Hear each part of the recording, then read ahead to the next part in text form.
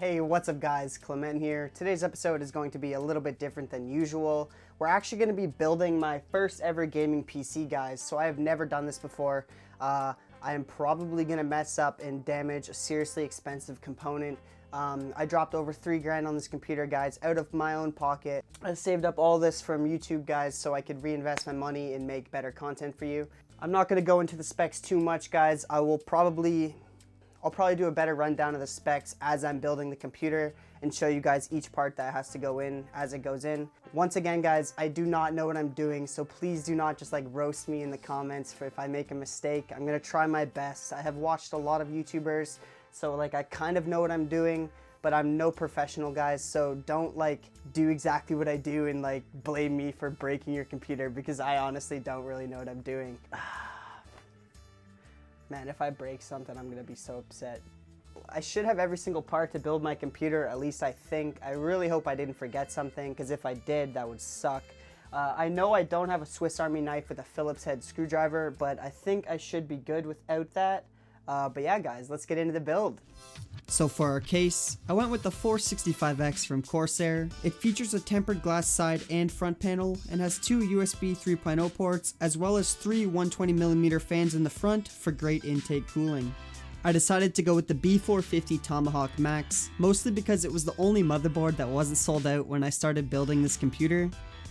I honestly don't know much about motherboards, but I was looking online and it's a pretty solid board for its price. A lot of really experienced tech YouTubers also suggest this board, so I ended up going with it. Also, I don't know if you guys just noticed, but when I pulled this brand new motherboard out of its box, it for some reason didn't have the CPU socket cover.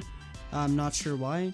For our CPU, we went with the Ryzen 9 3900X. It has 12 cores and 24 threads. It literally has 3 times more cores and 6 times more threads than my old CPU. So to install this, just line up both the arrow on the CPU and the arrow on your motherboard and drop the CPU into place. You should not have to force the CPU in at all. Then just pull the arm down and it will secure the CPU in place.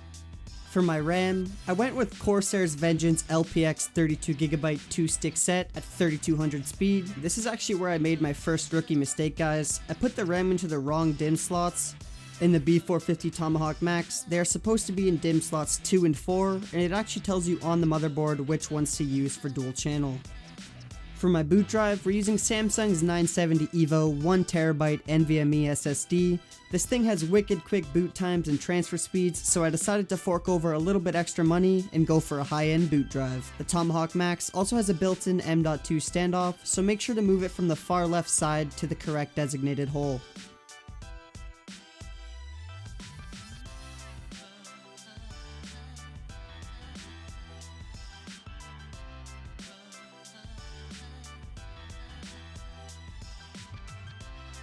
Now that we have the motherboard ready to be installed in the case, we need to install the motherboard's I/O shield. It's pretty simple, guys. It legit just snaps into place and takes no screws to install. The next part of the build is to put your motherboard into the case on the ATX standoffs. Not all cases have them pre-installed, guys, but Corsair's 465X does, so if they aren't pre-installed, be sure to do so beforehand. Once you have the motherboard in place, screw in all 9 screws that your motherboard provides you with. Once they're all screwed into place, we're finally ready to start installing the cooling.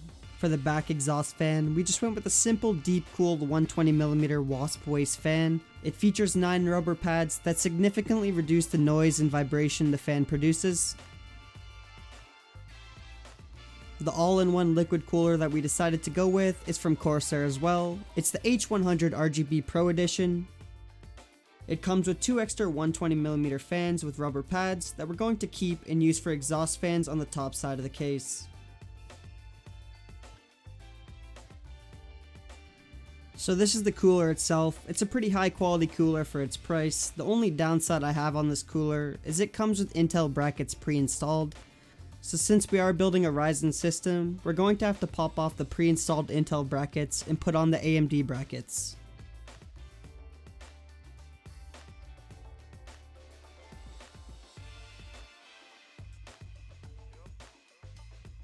Now that we are ready to install the radiator, make sure that you try putting it in the case beforehand to try to see exactly where you want to put it and to make sure you have proper clearance.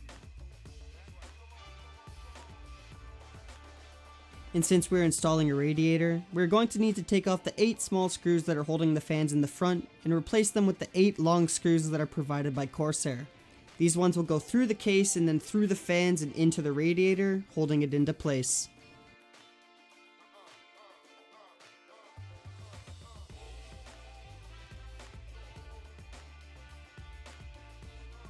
And this is where mistake number 2 happened. I ended up rubbing the end of the liquid cooler onto another part of the case, and then some of the thermal paste rubbed off, so I decided to just wipe it all off with an alcohol wipe and apply some new thermal paste. As you can see, I applied way too much thermal paste, so I tried my hardest to use the scraper provided and spread it out and take some off. I ended up taking even more paste off of the CPU off camera as it wasn't spread out evenly.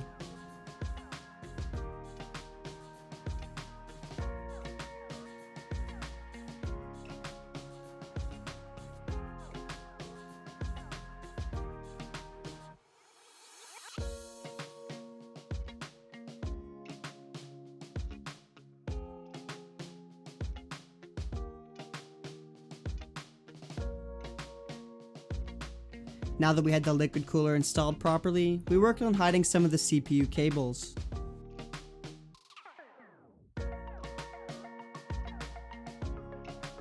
Once we had all the CPU cables out of the way, I worked on installing 2 more exhaust fans at the top of the case.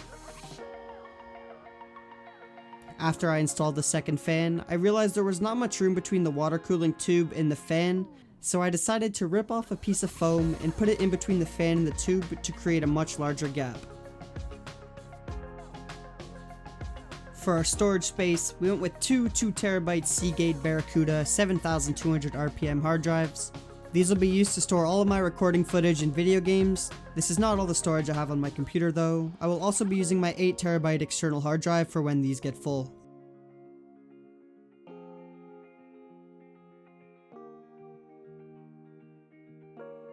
To power the whole editing computer, we went with Corsair's RM750X 80 Plus Gold certified fully modular power supply. I forked over a little extra cash to Corsair for this PSU because I really wanted to have a fully modular PSU in this build. I honestly cannot stand cables, guys, and having unneeded cables in my PC was something I was not going to put up with. Connect the necessary cables to your PSU. It's usually not nearly as many cables as you are given. For me, it was one 24-pin connector for your motherboard, an 8-pin connector for your CPU, and an 8-pin connector for your GPU, and then however many SATA cables you need to connect. All builds are different, guys, so I only needed to plug in 2 SATA cables to power my 6 SATA ports.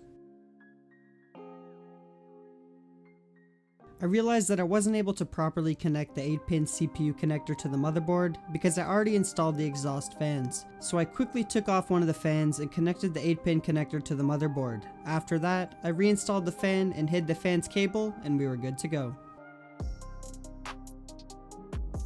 For our graphics card, we went with the RTX 2070, one of Nvidia's top-of-the-line graphics cards. They're going to be releasing a new series soon, so I wasn't sure if it was worth dropping the 600 or so Canadian dollars on a 2080 Ti, so I'm probably going to wait for the new series of graphics cards to drop and then upgrade this old one and then maybe build my brother his first gaming PC. Installing the graphics card is super easy. First, remove the 2 or 3 PCI covers from your case, and then just carefully push the graphics card into the PCIe slot.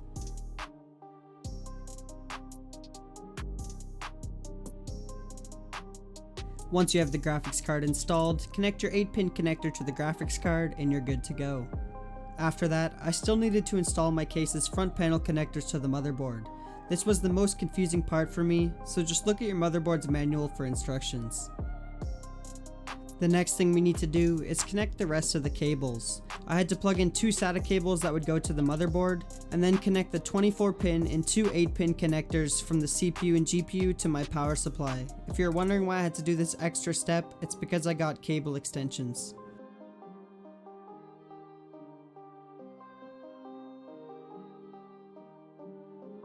All that's left for me now is to connect all the SATA power cables and connect the fans to the RGB fan hub, and the PC should hopefully boot first try.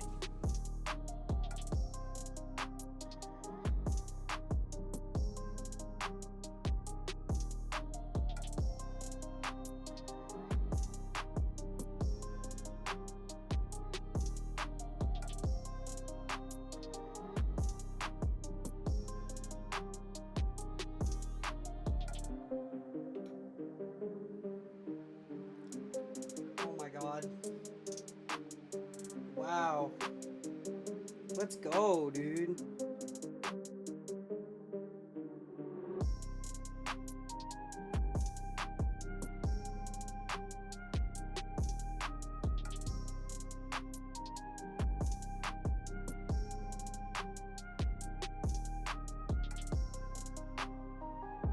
Alright, that's it for the PC build. I really hope you all enjoyed it. It's something different on this channel, but I really wanted to upload it to show my console fan base that even a beginner can build their first gaming PC, and you can save a lot of money doing it yourself. This video won't do very good compared to my other videos, but I'll probably be doing another one in the future for some of my family members or friends. But besides that guys, I really hope you all have a fantastic night, and I'll see you in the next one.